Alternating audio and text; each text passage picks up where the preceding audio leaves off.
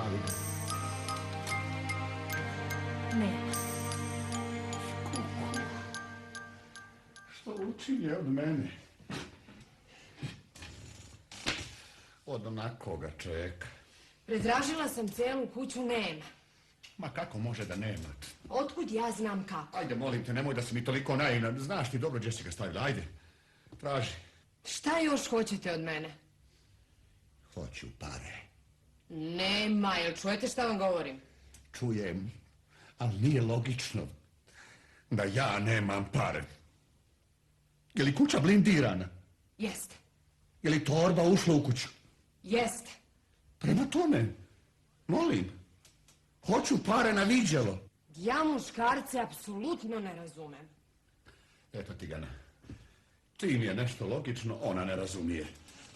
Žene se logiku razumiju ko tele u kompjuter. Mozak vam je najslabija tačka. I šta ja još da radim? Pa traži. Opet, sve iz početka. Torba je u kući, samo je valja naći. Samo toliko.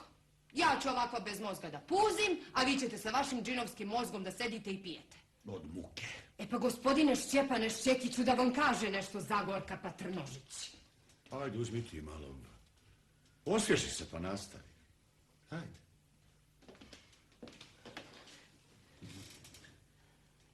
Svega mi je dosta. A što ćeš taki si je život? Sve mi se smučilo. Ma glavu gore, Zagorka, molim te. 40.000 švajcarskih franaka. Zaturila ne zna gdje. Pa još legla ženska pa zaspala. Ostavi tu flašu, što ločeš. Ništa nema gore od pjane ženske. Ima. Blesav muškarac. Što reče? Blesav i bezobrazan. Ponovi to još jednom, molim te. Blesav, bezobrazan, uobražen, lenj i sebičan. Eto, pjana.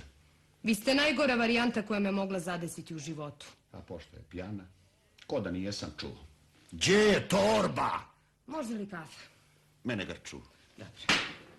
A sebe pristavi duplu, grču. Da, ako se kako istrijezniš. Pa ćemo krenuti od podruma do tavana, sve da se redom pregleda. Molim!